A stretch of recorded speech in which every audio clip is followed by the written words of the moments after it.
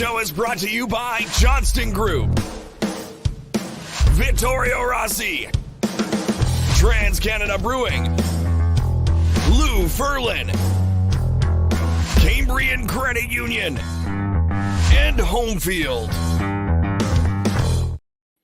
Hello, everybody. I'm Sean Reynolds from Sportsnet, about to be joined by Ken Weeb from Sportsnet. Together we are Kenny and Renny, and this is the Kenny and Renny post-game show after, the Jets' second loss to the Columbus Blue Jackets in one single season. One season, and a season in which the Blue Jackets are as bad as maybe we can ever remember them being. The Jets have now lost twice to them.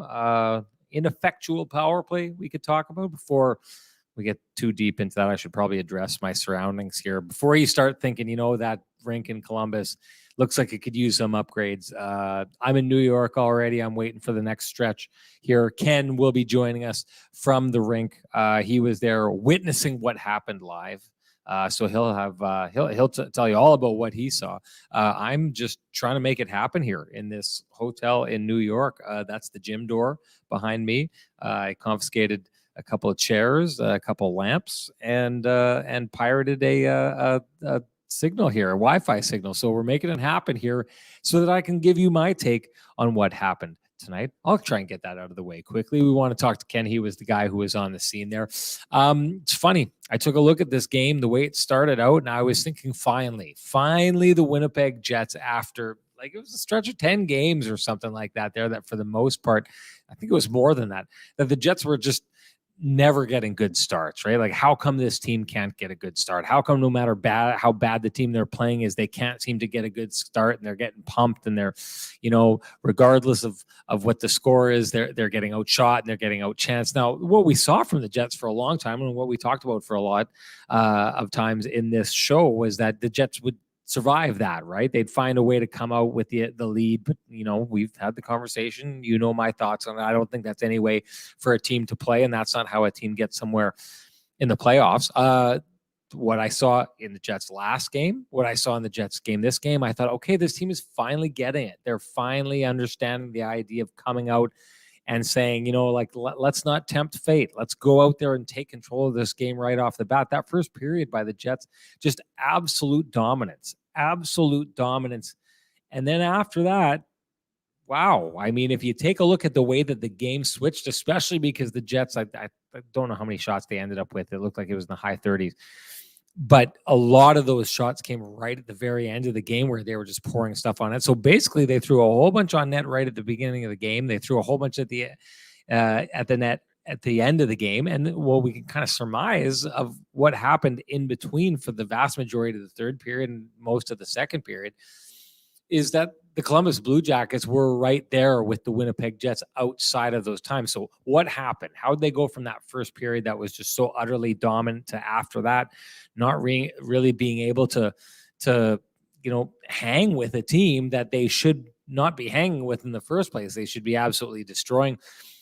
There's the one thing I'll say, and I don't want to get too deep into this. I want to bring Ken in pretty quick here before we get too far. The one thing that I took away from this is there was one point in that game in the second period where I started watching the Jets, and I just thought that they were just constantly looking for seams and passes across and trying to set up that perfect pass. Now, maybe that has something to do with Joonas Korpisalo, how well he played tonight.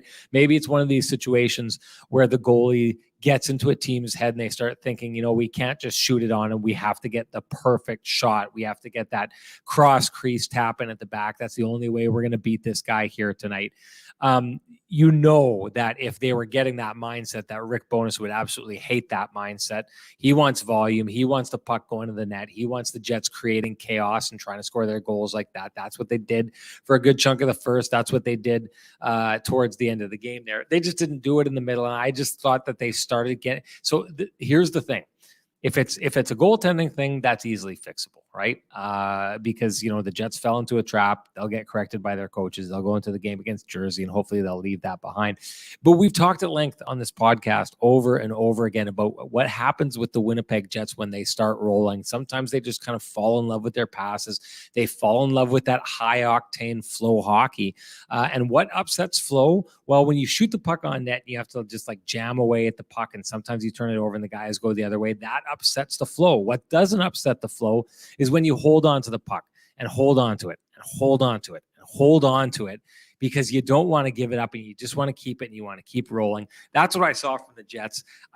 I've said this time and time again, and maybe it's in the very DNA of this team. Maybe it's in the makeup of players like Blake Wheeler and Kyle Connor and Mark Scheifele, Nick Ehlers, that they love that flow style of game, but that flow can lead into a little bit of what we've talked about on this show before, the snake charmer type of offense.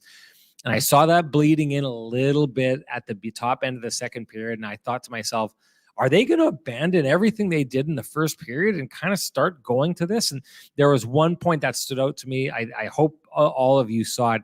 It was one of the power plays that they had. And Pierre-Luc Dubois got the puck, and Joonas Korpisalo was out of the net on the other side of the net. And Pierre-Luc Dubois had a wide open net.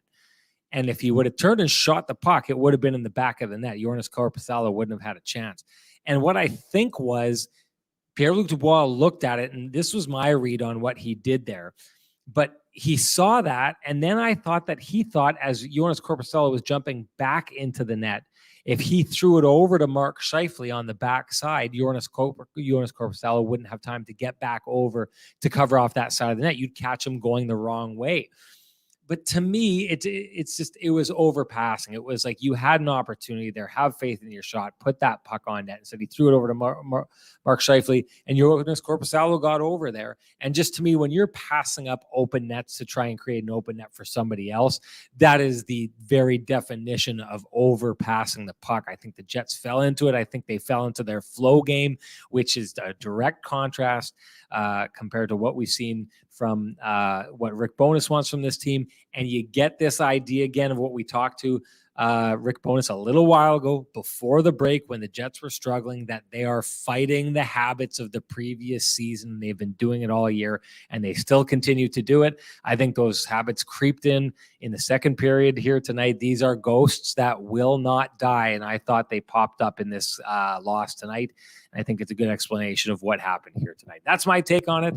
I would like to see what Kenny's take is on it. The man in the building watching that game, I wouldn't call it a debacle. Some of you would, but the man in the building watching that loss by the Winnipeg Jets, the man with the best music in the business. Here comes my main man, Kenny.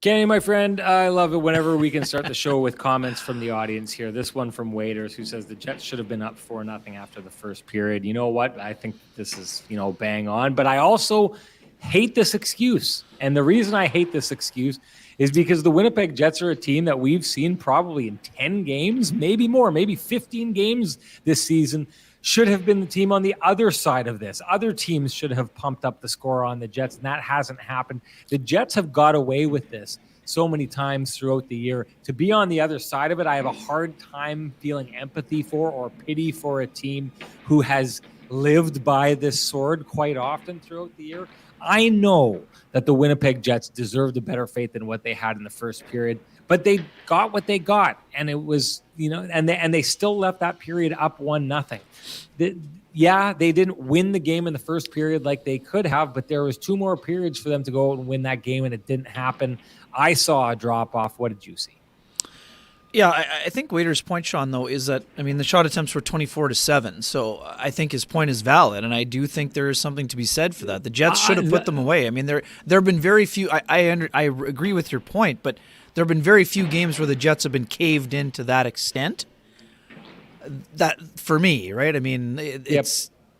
I agree, there have been plenty of games they've been outshot and outchanced, but not to that degree. I mean, Columbus was not in the game for anyone other than Korpisalo in the first period, but I mean, they had ample opportunities to put their opponent away. I agree with you completely there, but I don't know that the Jets necessarily, their play didn't drop off dramatically, but they just, two things. Their power play wasn't able to generate enough momentum. Anytime you get 3 5-on-3s, you got to convert. I mean, I understand Goodbranson barely was on the ice for the first one when Kyle Connor scored at the end of the first period with 1.8 seconds to go. But those are two chances at a 5-on-3 to put your opponent away. So that's a greater impact for me.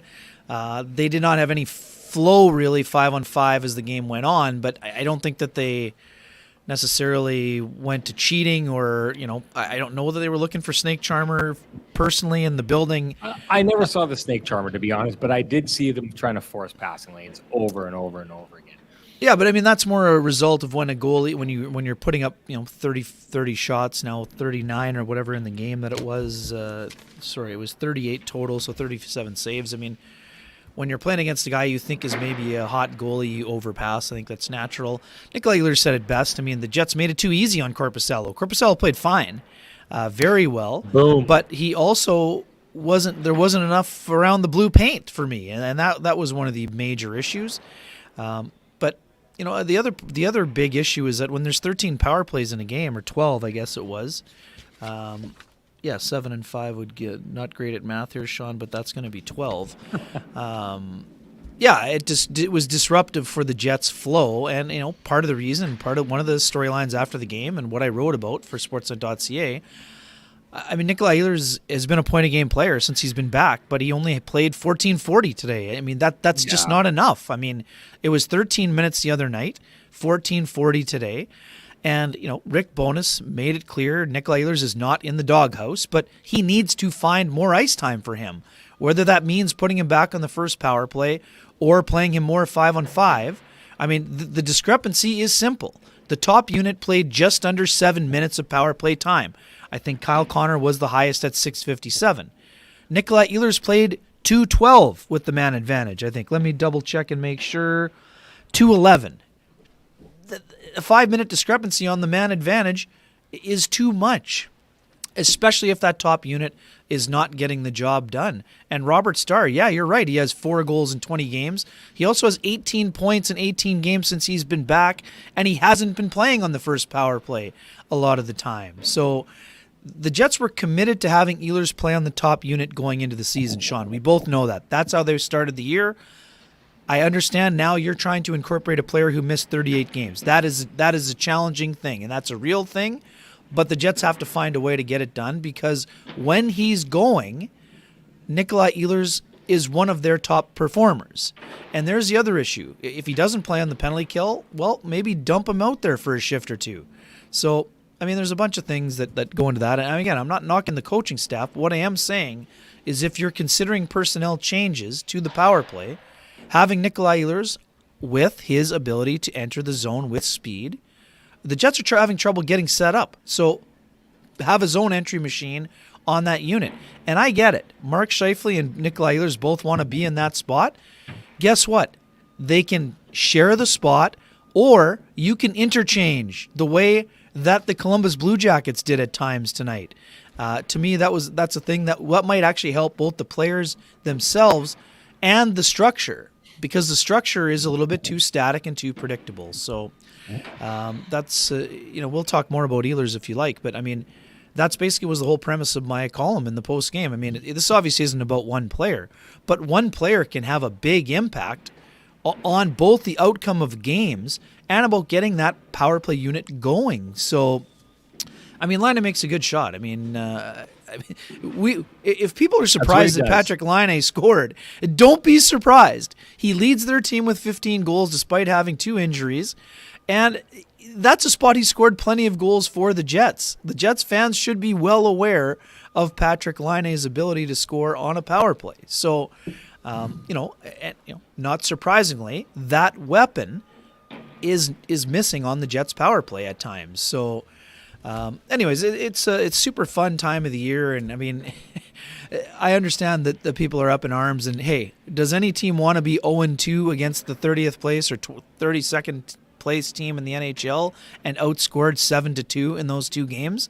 Oh, of course they don't. But it also doesn't mean that automatically the Jets are suddenly not a good team. And in spite of losing twice to the Columbus Blue Jackets, they're 2 points behind the Dallas Stars for first place in the Central Division and first place in the Western Conference.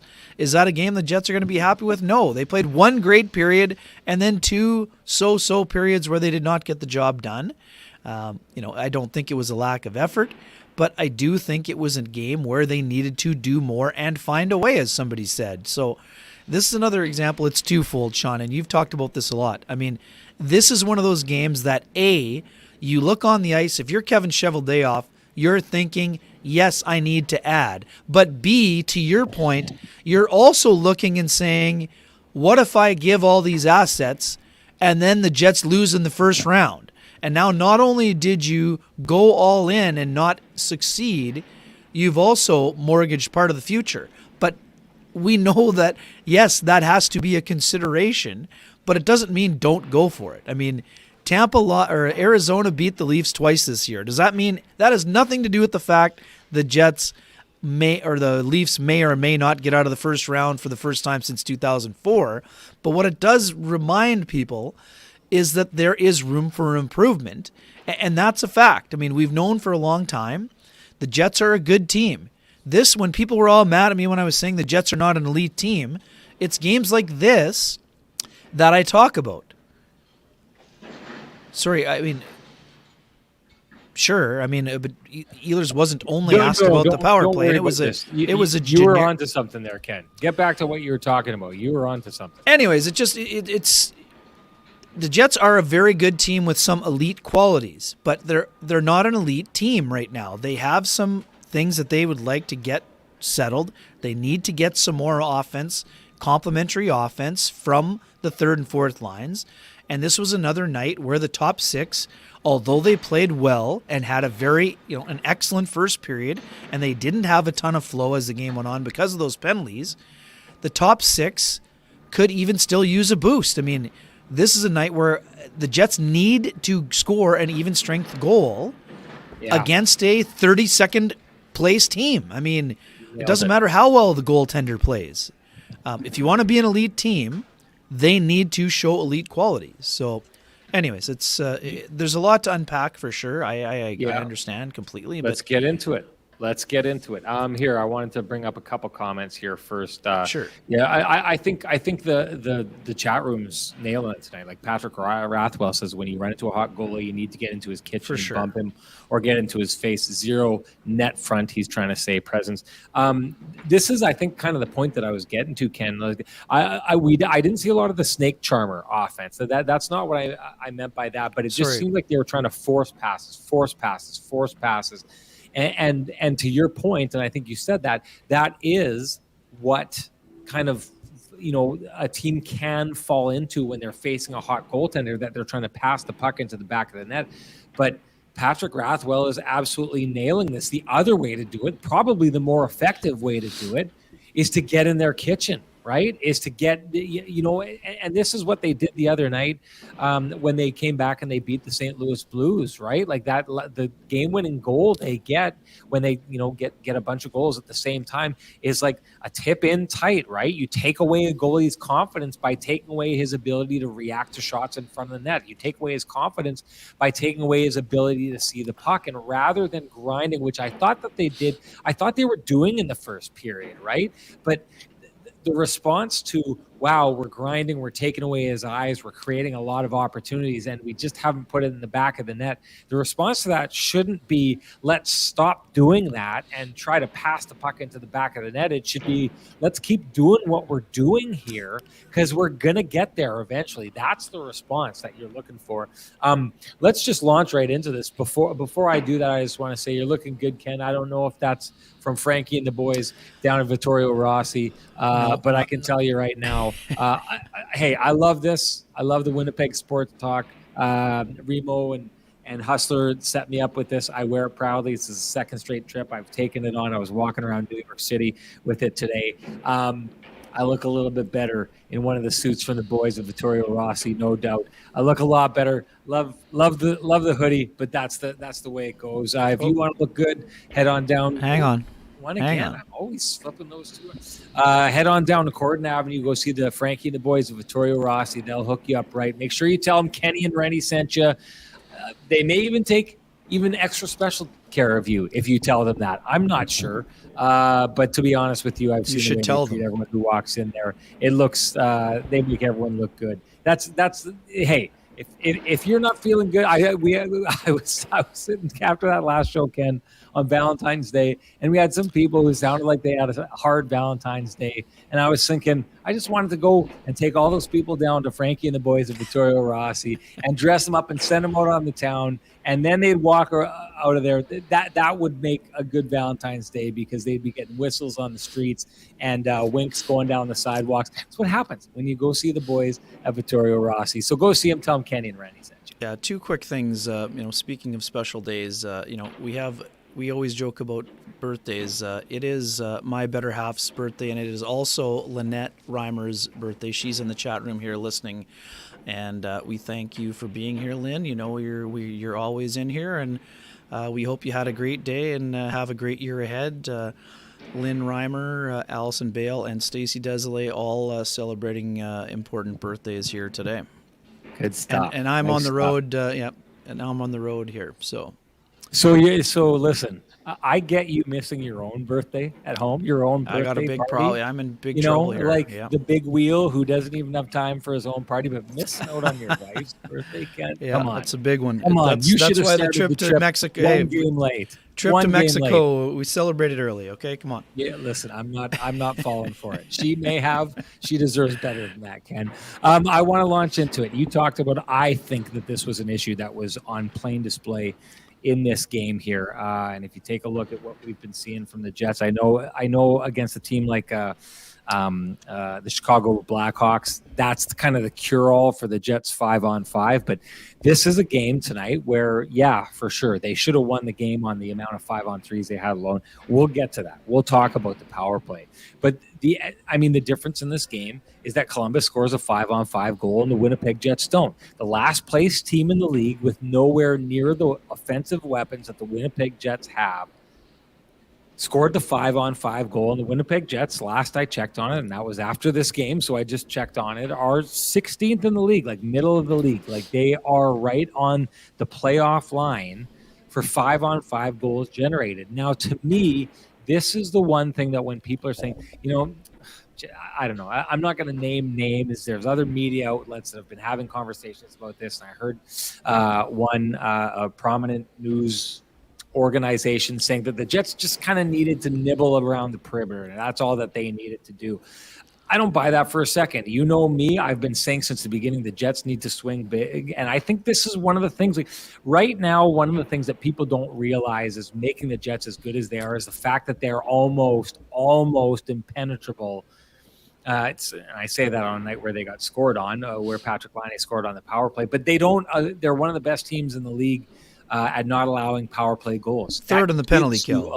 It gives you a lot of leeway, right? The fact that you can take penalties, that you can play hard, that Pierre-Luc Dubois can play the kind of game that he plays and have it not cost you with the puck going in the back of your net is absolutely huge. It's one of the things that's saving them, and it's masking the idea that this team is struggling scoring at 5-on-5.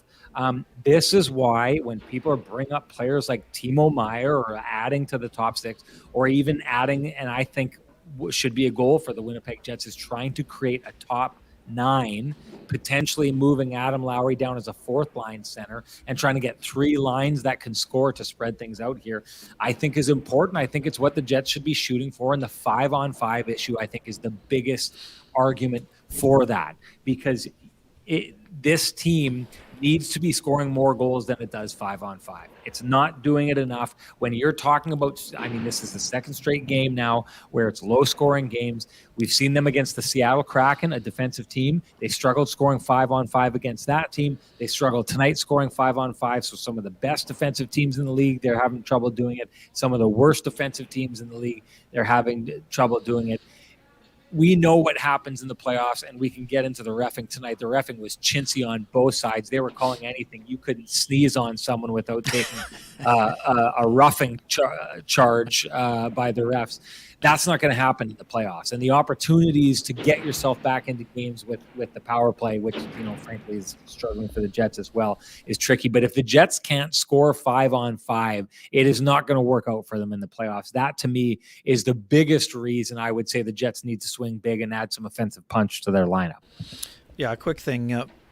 The game-winning goal can't go in. I mean, it's a wrist shot from just inside the boards. I mean, I know there was traffic there, but David Riddick has been excellent, but that can't be the game-winning goal that's allowed. I mean, that is a backbreaker for a team that really didn't give up a whole lot. And Riddick did an unbelievable job when it was still 2-1 game, stopping Matthew Olivier from absolutely point blank in the slot on a puck that bounced out in front.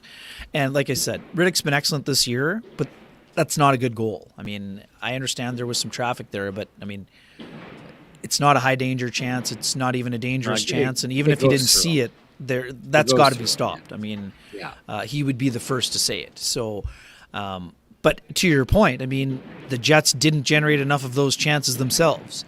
I mean, I get it. Adam Lowry has gone 27 without a goal now. That is 100% accurate. I would counter quickly by saying Adam gives his team a lot. I still don't see him as a 4th line center, and I think having Mason Appleton back should help him. And I do think that this is not a knock on Morgan Barron, but I do think that the Jets, if they add someone like Barbashev, Barron is probably better suited to be on the 4th line and playing some quality minutes there, and I think that would help enhance the offensive capabilities of Lowry, who had the great start in the first half and now has gone a little bit cold here. So I get that, and I know, Sean, what you're thinking is, of that St. Louis team in 2019 that had, they were rotating guys through, whether it was Steen, whether it was Sundqvist, whether it was Barbashev, that was a 4th line that Craig Berube was not afraid to play against Patrice Bergeron, right? If you're willing to do that with Adam Lowry, absolutely, but I don't see him being that 8-minute ignite, 8 to 10 minute a night guy. That's not what the Jets brought him in for. Does he need to produce more offense? Absolutely, yes. But overall, the Jets need to bring in a guy that's going to help them score, whether that is Ryan O'Reilly or Timo Meier. And the thing that we talked about briefly the other night, I mean, if Ryan O'Reilly is a guy who is on the wish list of the Dallas Stars or the Colorado Avalanche or the Vegas Golden Knights or whoever, now that's a bigger issue, because not only do the Jets not add them, they also may have to play against him. So to me, we've seen what Ryan O'Reilly can do against the Jets. We've seen what he can do against the Avalanche. So I agree with you completely. It's a reiteration that the Jets do need to add to their offensive puzzle.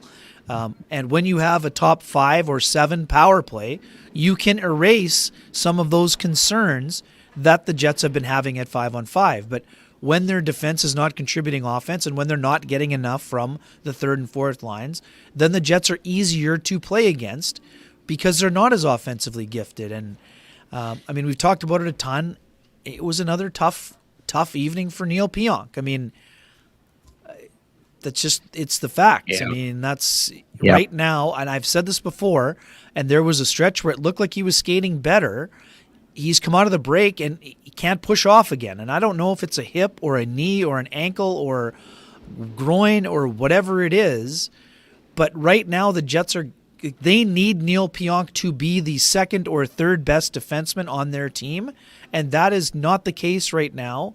And if they don't get that sorted out, it's going to be an issue for them down the stretch and into the playoffs. I thought it was interesting. I mean, let's dig into this right away before we get into Lamplighter. I mean, Elliot, at least I saw a tweet about it. I haven't gone back and seen it yet, but Elliot mentioned he wondered if the Jets were one of the teams sniffing around Jacob Chychrun. And to me, I mean, I watched Jacob Chychrun at the U18 in Grand Forks. Logan Stanley was also on that team. I loved the first viewing I had of him playing live. He is a guy who gives you some physical nature. He is, he's not offensive in terms of being an Erik Karlsson type producer, but he produces offense. He's got a big shot. He would be a great fit. I mean, I think he has some trade protection. So, I mean, that would obviously be something that would have to be worked out unless he's not on one of those lists. But again, what are you willing to give to get Jacob Chychrun at that number for the next, I think, 3 seasons? It's 2 for sure. It might be a third. I think it's 2. It's 2 more. Sorry, you're right. It's 2. Yeah. But if we're talking about the widening of the window, if the Jets get outbid for Timo Meier by New Jersey or somebody else, I mean, the alternative would be looking at a guy like Jacob Chychrun to bolster the Jets defense core. And then now all of a sudden, that's a guy that you can play twofold. You can play him 25 minutes. You can play him in a shutdown role, but he can also give you offense. And you can take some of those matchups off the plate of, guys like Josh Morrissey at times. He can obviously handle the minutes, but it frees him up to play a more offensive game, which is something that he's done so well this year. So anyways, what are your thoughts on Chychrun quickly, and then we'll go to Lamplighter. Well, hey, I think it's exactly the kind of deal that this team should try to be making if they are trying to swing big. I think that's one of the things that they should be doing. I think your point about Neil Pionk and that he's been struggling lately is something that you can't have that kind of struggle going into the playoffs. So if there is a belief that he's not going to figure this out by the time they get there, then, I mean, you need dynamic defensemen. You need strong defensemen if you're going to get anywhere in the playoffs. The only team I can think of, I think it was the second-year Pittsburgh Penguins, the 2017 Pittsburgh Penguins are the only team I can think of that went in with, after I think Trevor Daley got hurt and Chris Letang both got hurt, or was Trevor Daley the only kind of legit guy still standing? Ole Mata was on that. I think Justin Schultz was in that mix. Justin Ron Hainsey was on that team for sure. Yeah. And I think that was the early stages of Brian Dumoulin, but I mean, shutdown guy, but he was still young. Yeah, right. He was a rookie, but he was real good. Okay, so he's one of the guys. Sometimes when you take a look at a no-name defense, and then you look at it years later, you realize, okay, there were some names, you just didn't know those names yet. But that's a team that should have been in trouble, and they were kind of masked by Matt Murray when Matt Murray was looking like he was the heir apparent as the best goaltender coming into the league, having 2 cups by the end of his rookie season. Still unbelievable. But I mean, I take a look at this and it's one of the things, if I'm taking a look at the Winnipeg Jets defense, am I looking at this and saying, okay, that's a championship defense right there? And if you want to ask that question, the easiest way to answer it is to go back and look at some of the championship defenses that have just won Stanley Cups. Now, if you take a look at the Colorado Avalanche group from last season, that's astounding. That lineup of players is absolutely astounding. And then if you take a look at the Tampa Bay Lightning, the 2 years before that defensive group is absolutely astounding as well. I don't look at the Winnipeg Jets defense and see a defense on par with those teams. Now, the Winnipeg Jets, their strength this year has been that they're a defensive team, and they play really great as a unit. Okay, I don't want to say that this Jet team isn't capable of playing defensive hockey, but I think the strength of the Winnipeg Jets is the system and sticking to the system, playing well to the system.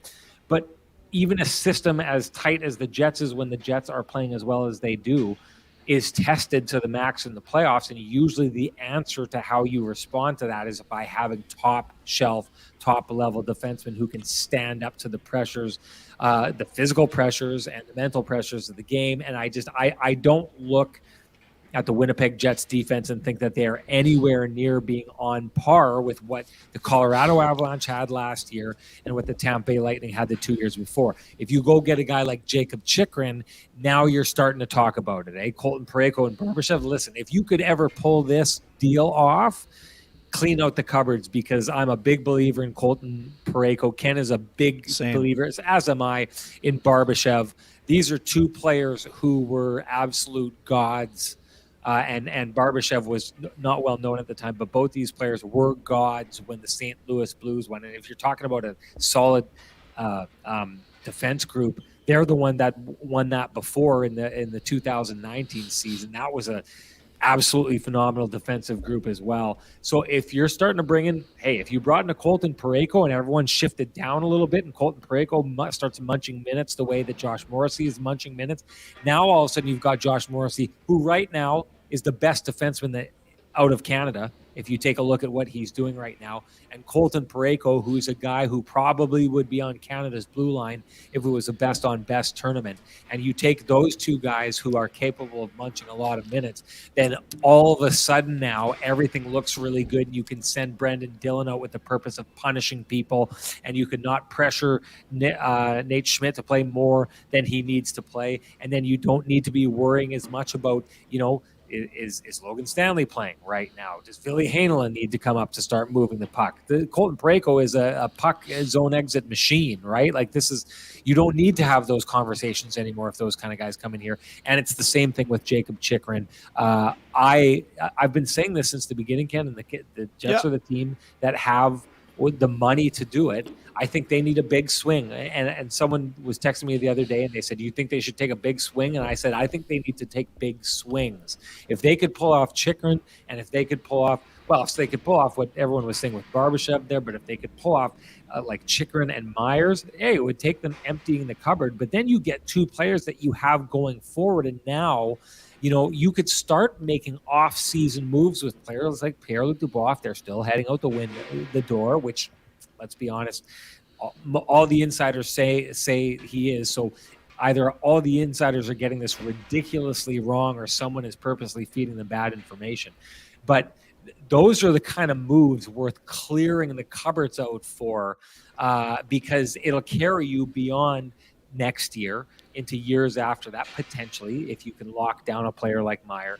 I know that's another thing all in itself, but I've been saying it since the beginning. Jets need to swing big. If people are talking about Chychrun, if Elliott's wondering about that, if the Jets are looking into that, that's exactly what they should be doing, in my opinion. Ken, finish up, and then we got to get to the Lamplighter. Yeah, for sure. Just the one thing about Parayko, he's had a bit of an off year, a down year with St. Louis. That's and okay. I agree with you, and that would not scare me off one bit. But the thing to be cognizant of, he will be turning 30 in May, and he is still on. He has 8 years, so his deal runs through 29-30 season. So he will be 37 years old when the deal Parayko expires. So I mean that is a risk, but because not a lot of teams want to add term. But again, we know this guy takes care of himself. The Jets.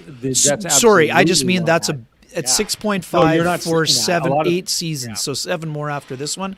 It just, I mean, we know what Kevin Cheveldayoff said about legacy contracts, and I think that Colton Parayko would be a wonderful partner for Josh Morrissey going down the stretch, but there would be some risk involved, is my only point. But in a lot of ways, I would be willing to, go for something of that risk. Anyways, we should go to let's go on to the next. Well, get at it. What is your Lamplighter of the evening, Ken? Yeah, for me, it's the Laine goal. To be quite frank, I mean the Kyle Connor goal.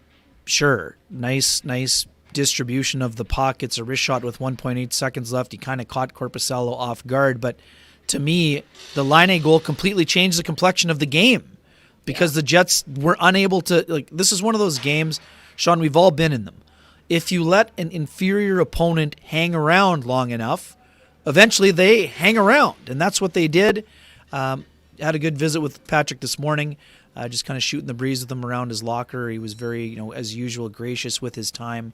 Obviously it's a tough time of year when the team is basically eliminated with more than 30 or almost 40 games to go in the season. Now they're down to 25-ish, but Yeah, I mean, the Laine goal for me is the Lamplighter. I mean, Kyle Connor's 25th is a nice goal, but I gave him the Lamplighter a few times when people thought a one-timer wasn't impressive. So for me, a quick wrister with 1.8 seconds left was a nice goal, but it's not my Lamplighter. Laine's got the Lamplighter for his ability to get his team back in the game and allow Kent Johnson to score a winner. And I know some of the goalies in the chat room are saying that's a tough one to stop.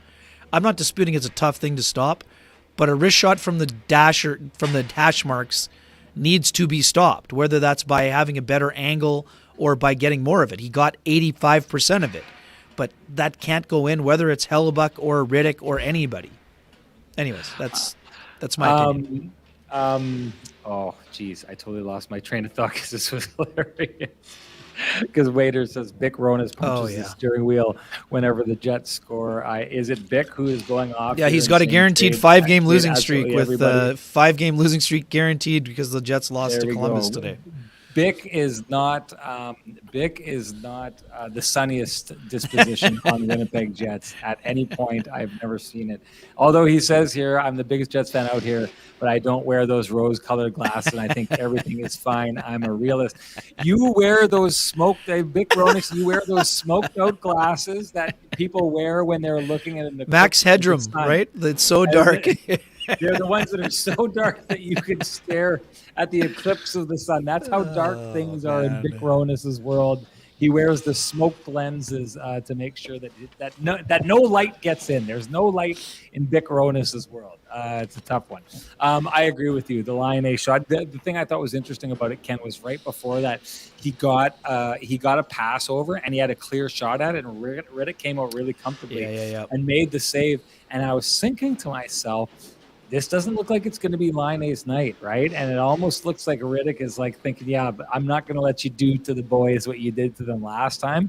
And then Laine just was like, yeah, no, I'm going to do it. And you're just going to have to be okay with it. I hate to say this, but after a year, I don't hate to say it. I always say this story. The first time I saw Alexander Ovechkin shoot a puck live, it was like, what is happening here, right? And it's like a guy teleports a puck into the back of the net. When you see it live, it's like nothing you've ever seen before. And that's what it was always like watching Patrick Laine shoot the puck. And so regardless, because we covered so much of him doing that and watching a young talent do that over and over again, seeing him do it again, even if it means it's going up against a team that most of our fans most of the people in our chat room are cheering for, it's still, God, it's beautiful hockey, beautiful to watch. That is no doubt the Lamplighter of the evening. If you are interested in sharing with us your Lamplighter, you should probably do it. You want to know why? Because if you do, you automatically enter yourself to win a frosty, delicious 8-pack of Lamplighter Amber Ale from our friends at TransCanada Brewing Company. If you can't wait for Kenny and Renny to walk up and hand you a frosty, delicious 8-pack of your own, head on down to TransCanada Brewing Company. Join them in their tap room at 11290 Kenniston.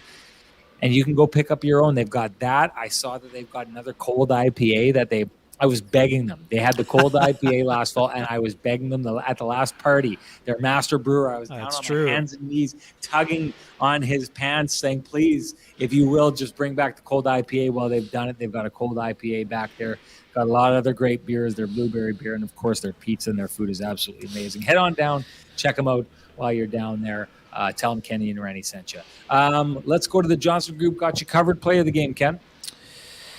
Yeah, there are not a lot of great candidates for this one here, Sean. I'm going to give the award generically to Nate Schmidt, who enhanced his ice time up to 17:43 today.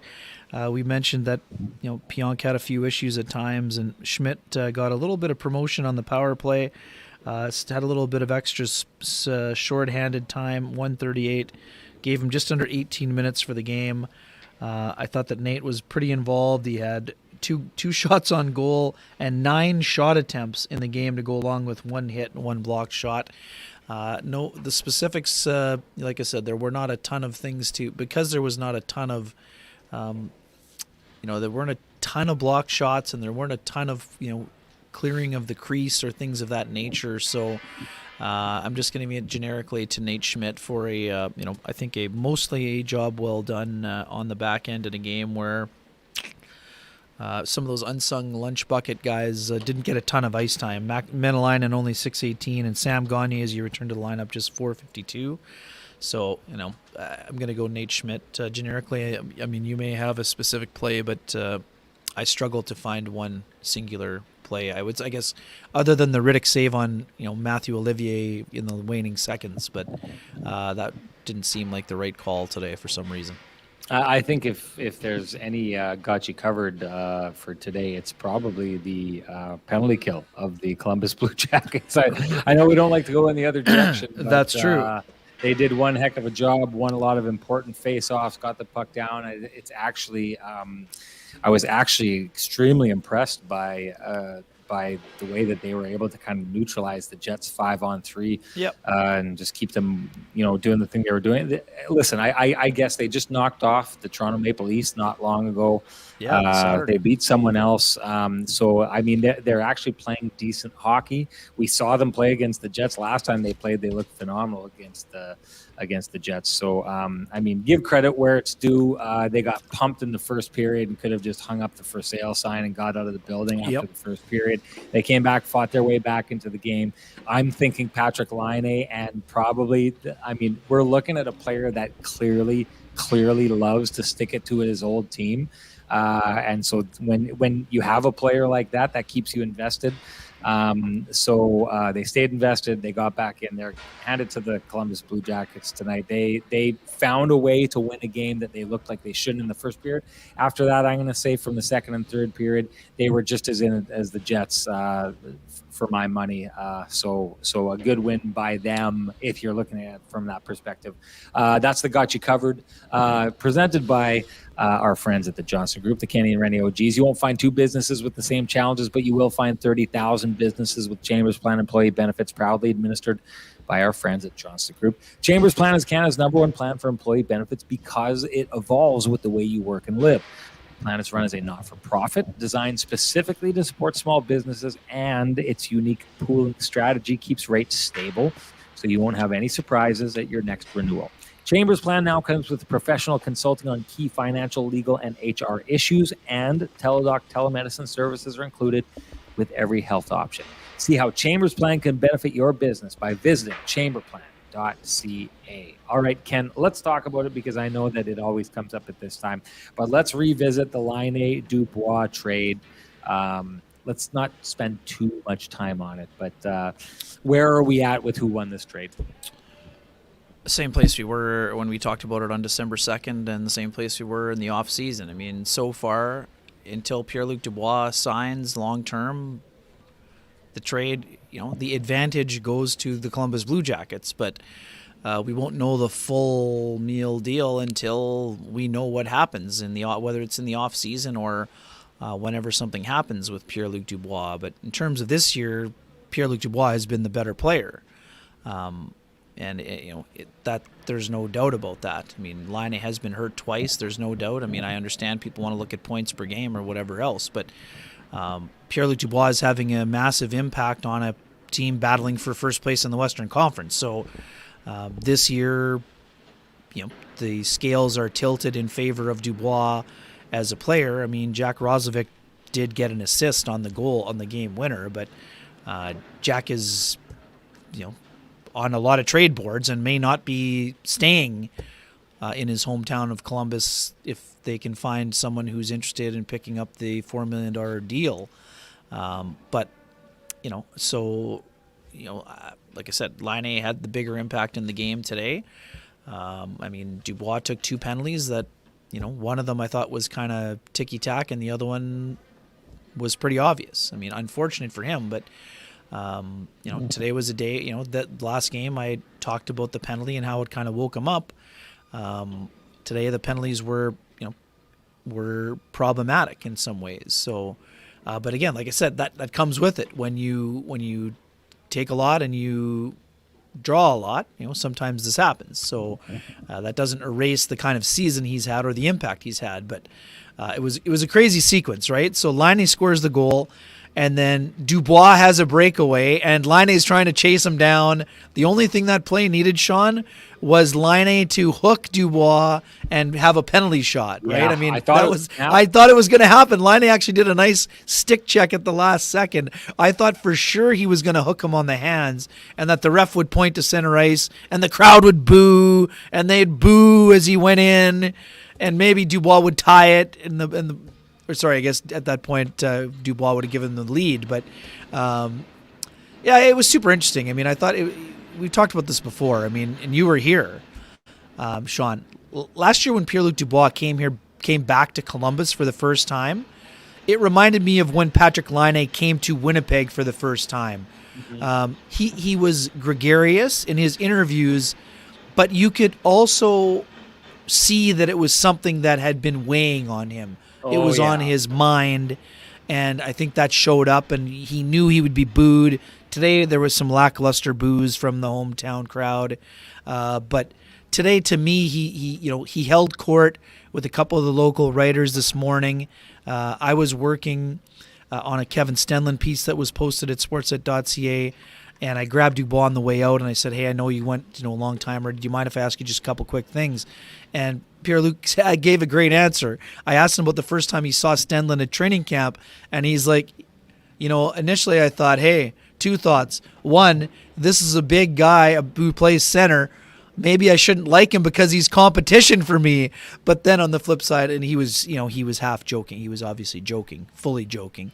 And then he said, you know what, the more big guys you have, the better your team's going to be. And he talked about the relationship and how he was so happy when the Jets signed him and so proud to see Stenlin that after the demotion, he's come up and taken and solidified that fourth line job. So anyways, you could tell he was more comfortable this time around as he came back. Obviously didn't have a humongous impact on the game itself, but again, Laine won tonight's battle, but I mean, like we said, we can't fully evaluate the deal. So far the edge is to Columbus because Jarmo signed both players.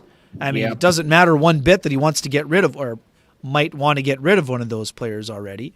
But I mean, until the Jets have clarity with the future of Dubois, or we know what the return is if Dubois has to be moved at some point, if he does not sign longer term, it's still the same for me. I mean, I understand we're in a hot take society and everyone wants to declare, 5 years before the deal is over. But, what about you? I mean,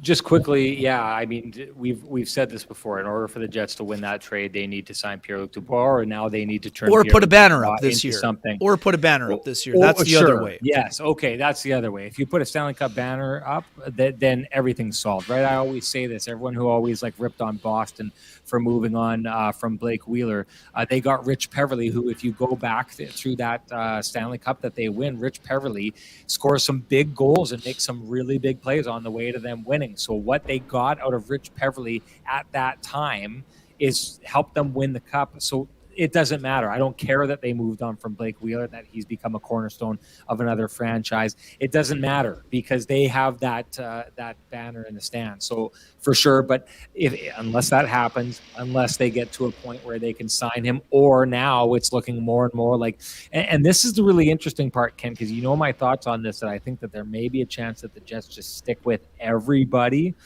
and try and, get whatever they can out of this window for the next 2 years. If they do that, though, and allow Pierre-Luc Dubois to walk, that would be a tough one, because I don't think Kevin Cheveldayoff likes the idea of having it out there that he moved on from Patrik Laine. And I still to this day think that Patrik Laine moving and wanting to leave is an error on the side of the Jets. And I say that from the dressing room to the coaching staff, all the way up to the top of the ladder. There's ownership on Patrik Laine wanting to move on. I don't think the Jets handled him right while he was here. So him wanting to move, as upset as people want to be, the fact that he wanted out of town, I think he wanted out of town because he didn't like the way things were going. I think he had a reason to not like the way things are going. So that's an error on the Winnipeg Jets franchise, that he had to leave. So you created the error.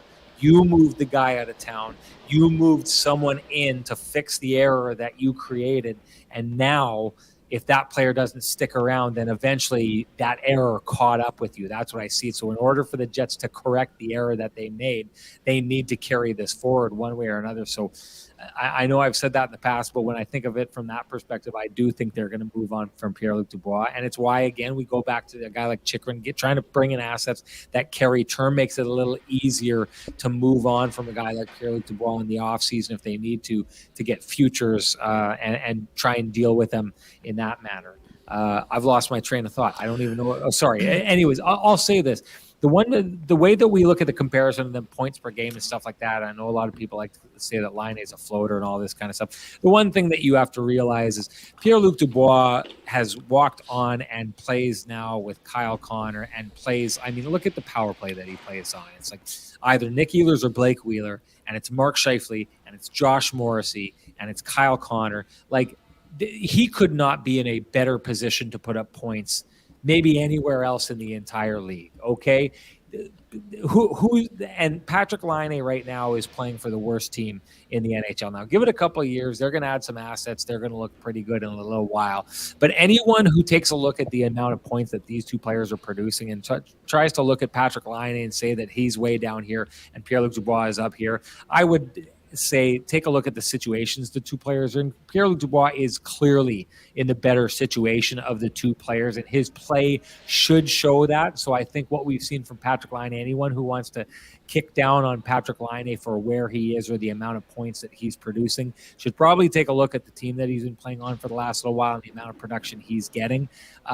You take him and put him on a team with the assets that Pierre-Luc Dubois is playing with like he was here. His numbers look a lot more impressive. So I think the fact that their numbers are comparable suggests even still that Patrick Laine is a more offensive force than Pierre-Luc Dubois could be. Pierre-Luc Dubois brings a lot of other intangibles. Let's see those things play out in the playoffs before we really start saying, I like the way that he makes his team better and harder to play against, because they haven't shown that in the playoffs so far where it really does matter. Ken, give a shout out to our main man, Lou.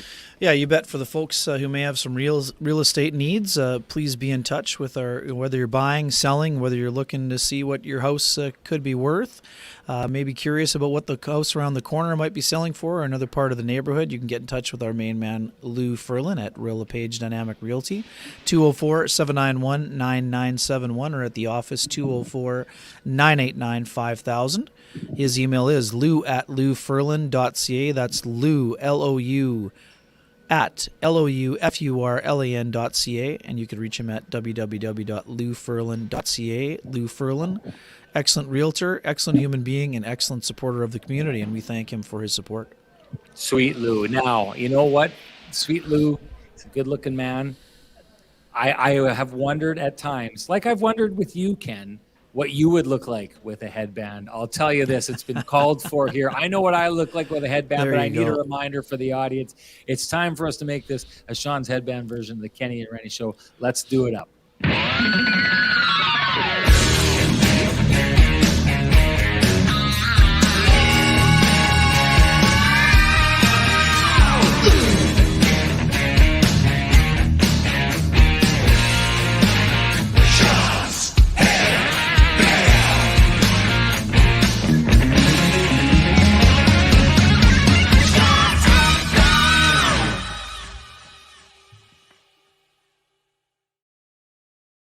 Now, I know someone was making the comment earlier on. I think it was Waiters. I'm not sure if that's who it was, but is really, really hammering in on the third and fourth lines and them not contributing.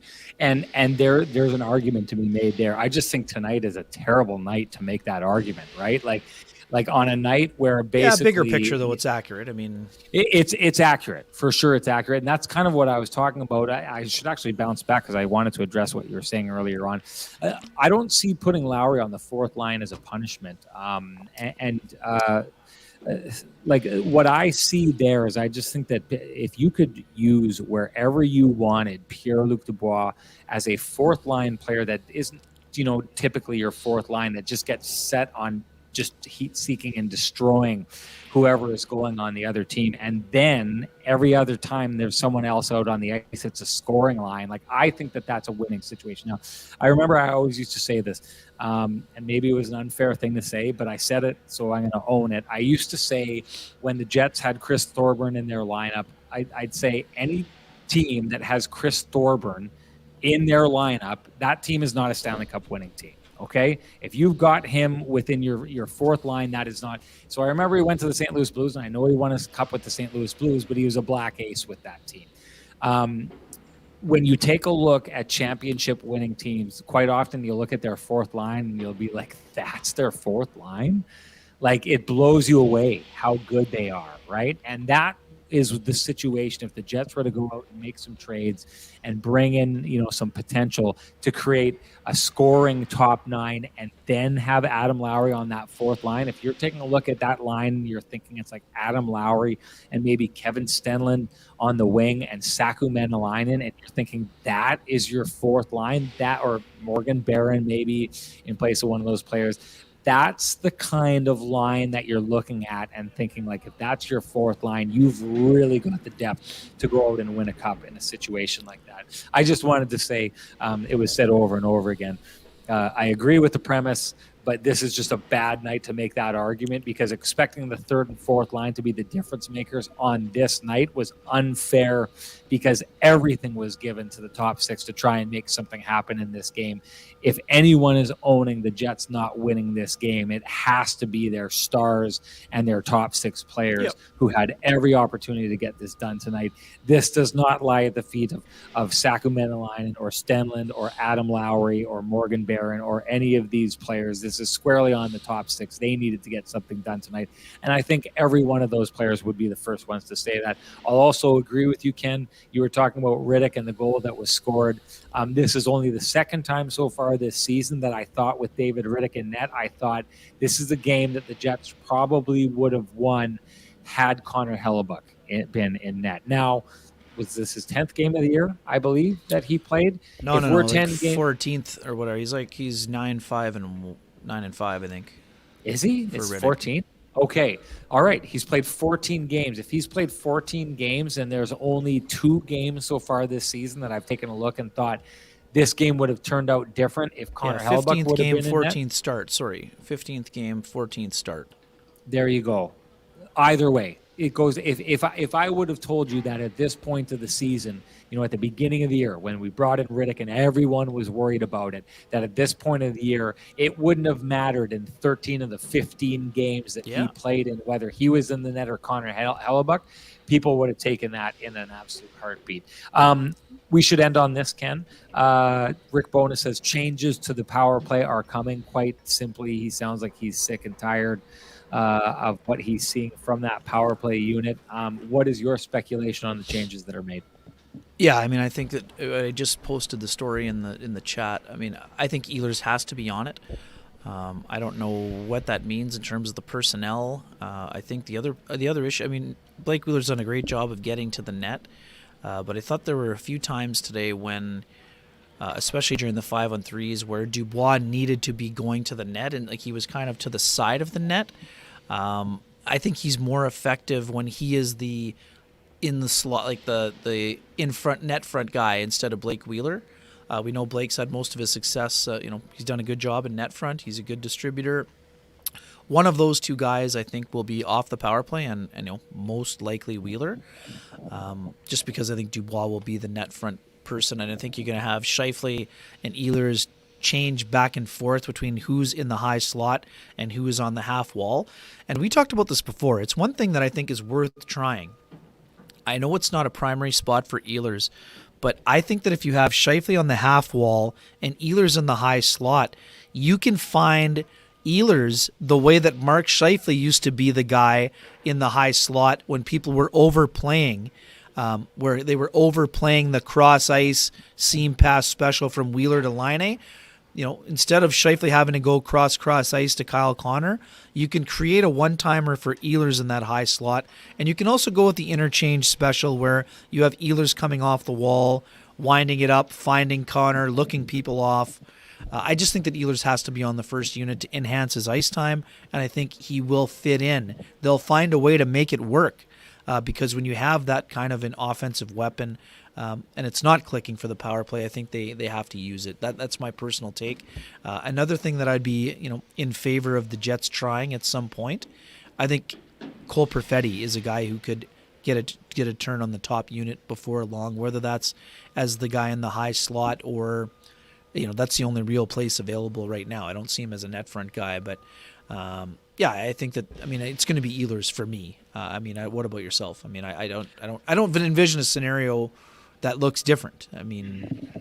Okay, well, that's one way to do it. I think the reason that they took Ehlers off that in the first place was to try to get the pucks going to the front of the net a little more often. Agreed. Wheeler is a guy who goes there and does that. I don't know why they aren't using Pierre-Luc Dubois as that more often. I think what they're thinking is they've got Wheeler on one side of the net, Dubois on the other side of the net, and they'll take turns kind of going in there. And they'll double that up. I think that's what they're trying to do. I don't think they're getting that right now. So this could be one of those situations, Ken, where you get one of those knee-jerk reactions like we've seen recently with the way that he changes up his lines from Rick Bowness, and where you'll find, Cole Perfetti suddenly down on the third line or the fourth line or something like that, moving guys up and down. I think it was Nick Ehlers who spent a shift or two or some time on the fourth line not that long ago. I think at those times he's trying to very much and very clearly get a point across. It's hard to get that point across, I think, by putting Nick Ehlers in there, because Nick Ehlers is basically playing the offside and doing the same thing that we get from Kyle Connor on the other side when he's in there. So he's not going anywhere near the front of the net. So if you were to take out Wheeler and put him back in there, you leave it all on PLD. I could envision a scenario, Ken, by which he takes Adam Lowry and puts him out there and has Adam Lowry wrecking ball the front of the net and just commands his players to just get it to the net, have, Lowry take so much heat in front of the net, and then get guys like Mark Scheifele and Pierre-Luc Dubois to kind of dive in and capitalize on the chaos he creates. I could see that scenario play out if he's trying to send that message. Now, it could also be one of those things where he sends them out for the first or second power play and then starts reverting to something else as well, just to say, okay, did you get the message? Let's see if you do. But I could see that happening because I take away from Rick Bowness that there's a little bit of a enough is enough feeling to how he feels about his power play. I think he just wants them to get it there and crash the front of the net, and that's not what we're seeing. No, I know where you're coming from, but Adam just lost his job in the second unit, so it's hard to envision for me that he would be put on the first unit, though I think he's quite capable of handling that job. I just think in the long term, this is why I think in the long term, they want Ehlers to be part of that unit. That was what they wanted at the start of the year. That's what they worked on in training camp. That's what they had in the first 2 games of the year. They basically have 30, where are we at here? Game 55 today. 37 games to go, right? No, 27, sorry. The math is not adding up here. It will be 27 more to go. They have just over a quarter of the season to find out if Nikolai Ehlers can work. I don't think that they gave him enough time on the top unit when he came back, and I get it. I know why they changed it, and I understand the premise. If the Jets were going 1 minute and 1 minute on the power play, then I'm down with the premise, because Nikolai Ehlers is the guy who wants the puck in his hands. He wants to be the primary shooting option. He's not that when he's on the top unit with Kyle Connor and Mark Scheifele and Josh Morrissey, but he still can be an effective piece of that power play. Twofold, his minutes need to be higher, and he can help that top unit, A, with zone entries, B, with being another weapon. So that's why I think it's going to be Ehlers. I'm not saying bet the mortgage on it. I'm certainly not saying that. But if I'm Rick Bowness and I'm Brad Lauer and I'm Marty Johnston or I'm Scott O'Neill, that's what I'm bringing up in the meeting. And again, these guys are much smarter than I am, but that's personally what I would choose that option and try to find a way to make it work. Whether that's another 5 or 10 game window, that's up to them. But I think their best chance at long-term sustainable success is with Wheeler or Ehlers on the top unit. Okay. I just got to point out a couple of things here. Bic Ronas says, when was the last time the Jets won the initial power play face-off? Pretty tough to score when you have to go all the way back to your end and have no ability to have any rush entries. Pierre-Luc Dubois won one tonight against Boone Jenner. On the 5-on-3s, I think they won all 3 of them. Yeah, so I'm just, you know what? We're about accountability on the show. We like when you hold us accountable. Try the receipts. Accountable. Bic, you've been saying stuff all the time. I get it. You want to trash them. I just want you to know, and I'm going to announce it here so everyone can hold you accountable for this. You said earlier in this show that you said good luck to the Winnipeg Jets making the playoffs.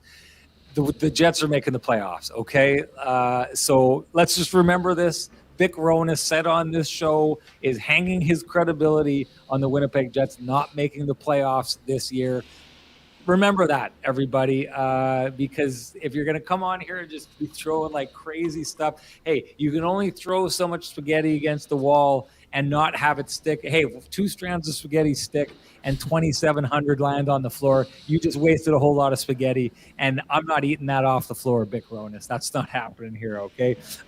Running Man 7913, I got to go back retroactively. Running Man 7913 is the winner of the Lamplighter. He's still in here. Good news. He's still in here. Good stuff. You know what to do. Direct message me at SN Sean Reynolds, and I need your full name and I need your email address. Send it to me, and I will send you a voucher for your very own frosty, delicious 8-pack of Lamplighter Amber Ale, courtesy of our friends at Trans-Canada Brewing Company. Before I do I'm going to make this go a little long, Ken, if you're okay. I want to have one quick conversation here. T. Will says this. I think this is important because I wanted to say this the other day, and I hate pointing out when T. Will makes good points because he makes so many bad points that I should be pointing out instead, but he makes a good one here. He says, one thing we don't give the Jets credit for, the great job they're doing right now with all the PLD nonsense going on, it's affecting them. I was going to say this. I wanted to give a shout out to the Winnipeg Jets fans. I alluded to it earlier on. Some of you are still holding out hope that Pierre-Luc Dubois is going to re-sign here. Some of you are calling into question the legitimacy of the insiders who are talking about this.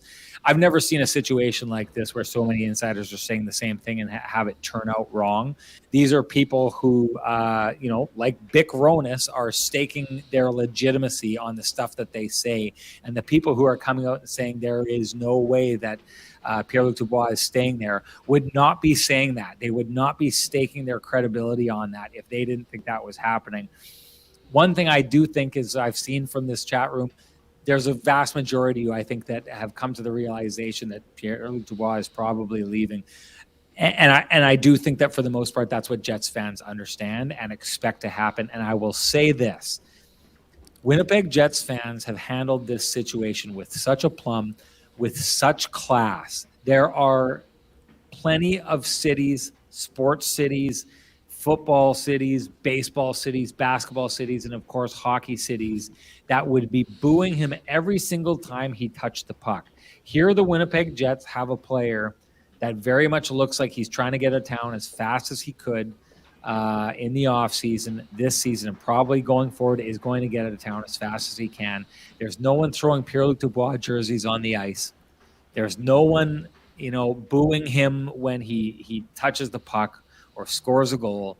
The Winnipeg Jets fans have found a way to bury this situation, understanding that Winnipeg is a different market. And yes, some people don't want to stay here. Some people want to leave. Some people don't understand how special a city we have. And for those that don't, I feel sorry for you. It's unfortunate. But I will say this. I don't know that there's a fan base that could be handling the Pierre-Luc Dubois situation better than you Winnipeg Jets fans are handling it. It is as classy as it could possibly get. Reach around and dislocate your shoulder by patting yourself on the back. You've been phenomenal through this. This is a textbook case of how you handle this situation without it getting ugly. You are a classy bunch, Winnipeg. Keep it up. Ken, do you have anything to say before we go? Yeah, the other part about that equation is that, Pierre-Luc Dubois is playing hard. So you treat a person for what he's doing currently. You don't, if the crystal ball is cloudy, until that moment happens, if Pierre-Luc Dubois leaves and is traded and he comes back, They may cheer him initially, and then they'll boo him, just like the Flames did for Johnny Hockey and Matthew Tkachuk. But why would you boo him now when he's in the midst of his best season he's ever had? I understand what you're saying. I mean, I agree for them for not turning on him early, but I mean, the fans would be keeping the receipts in that situation also. I mean, sure, but I mean, lots of good players want out of a city and get booed for playing good hockey, right? Like the Jets fans are going above and beyond. Sure. Jets fans are doing things that almost no fan base does. They are taking their feelings, the little bit of a burn that they're feeling, and they are absolutely burning it. They are allowing a player who is trying to get his way out of town as quick as possible it's not as quick as possible because he hasn't demanded to be traded. If it was as quick as possible, he would say now that he wants out. Sorry, I'm not trying to be devil's advocate. One of the loudest cheers. Hang on. It's noble. It's noble what he's doing. No, I'm not saying that at all. No, you get what I'm saying. Of course I do. I'm trying to give the fans a shout out for a situation in which someone wants to leave and wants out, and rather than make life tough on him, they are making life great for him right now. And I think that deserves a shout out. The Winnipeg Jets fans deserve a shout out for that, regardless of how fast he's trying to get his way out of town. Right. And I would also say this, and I mean, it's a credit to you cheer for what's happening at the time. One of the loudest cheers that has ever occurred in the building was for Jacob Trouba when he scored the goal that tied the game against Nashville, right? I mean, it still took another year and a half, but I mean, we could have been saying the same things at that time, but Trouba played hard as long as he was here, and Dubois is doing the exact same thing. And I think we would also both say the same thing about Patrick Laine. Even, look at Laine's last game. We knew that there was more likely than not that he would be on the move. He scored the game-winning goal in overtime. But Patrick, it's the exact same thing. Sure, but Patrick Laine took heat before he left town. People were on Patrick Laine for wanting out of town. They weren't booing him. There was a lot of hate already. There was a lot of get out of town, don't let the door hit you on the way out, all that kind of stuff with Patrick Laine. And I think the Patrick Laine situation is a different situation. That was a player who wanted to be in Winnipeg long term, who, if he'd had his way at the beginning, would have signed long term. And it was the team that was more the obstacle to him being around for a long time. And he got heat for going out of town. He got more heat than a guy who's trying to get out of town because he doesn't want to be here than a guy who wanted to be here but kind of somewhat to a degree got forced out or was put in this untenable situation and wanted out because of that. I'm just saying, regardless of how it goes, Winnipeg Jets fans deserve a shout out for handling this situation the way that they're handling it. Now, if for all of you who are handling it and white knuckling under the table and saying, "Oh my God, I'd like to boo, but it's not the right thing to do, and I want to be classy," Chris Koff is going to win our Dig Deeper award tonight because he says if Laine loves sticking it to his old team, what does PLD like to do? He never shows up to Columbus. There's a little bit of truth to that, no doubt, in the situation from what we've seen from him. So as we are trying to throw a spotlight on the comments that stand out in this show for our Home Field Dig Deeper award.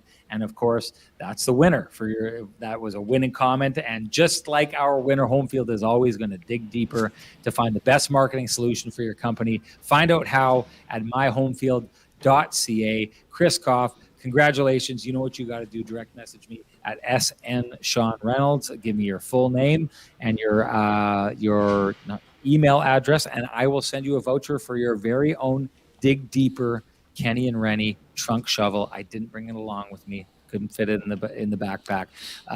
But you know what it looks like. You've all seen it before. So congratulations, Chris Koff, and congratulations to all of you for the great comments. This was a great show. This was good stuff. I was thinking after a loss like this, sometimes people decide not to show up afterwards. We all know, some of you even listening right now, you know who you are. Some of you don't like to show up and talk about the game because it hurts you too much. Listen, Kenny and Renny is just as therapeutic as it is celebratory. Wins or losses, you should be showing up and you should be checking out the game afterwards with Kenny and Renny. We thank you, those of you who have chosen to do so this time around. And I want to say this. I want to thank our sponsors. We've talked about this time and time again. It's coming. Okay, sorry. Can I thank our sponsors? You told me to remind you this time. You told me to remind you this time. Where was I? Oh, our sponsors, the great folks who fight to keep these conversations going in these spaces for us. That's Vittorio Rossi, TransCanada Brewing, Johnson Group, Lou Furlan, and Homefield. Thank you so much to them. Thank you, Ken, for reminding me about the outro. I appreciate that, and interrupting me in the process of what was a very smooth ending to this show. I appreciate that. I appreciate you, as I always do. Safe travels. I'll see you here in New York, buddy. We'll see all of you after the game on Sunday, the New Jersey Devils. It's going to be good stuff. We'll talk to you then. Bye-bye. The Kenny and Renny Show is brought to you by Homefield, Cambrian Credit Union, Lou Furlan, Trans-Canada Brewing, Vittorio Rossi, and Johnston Group.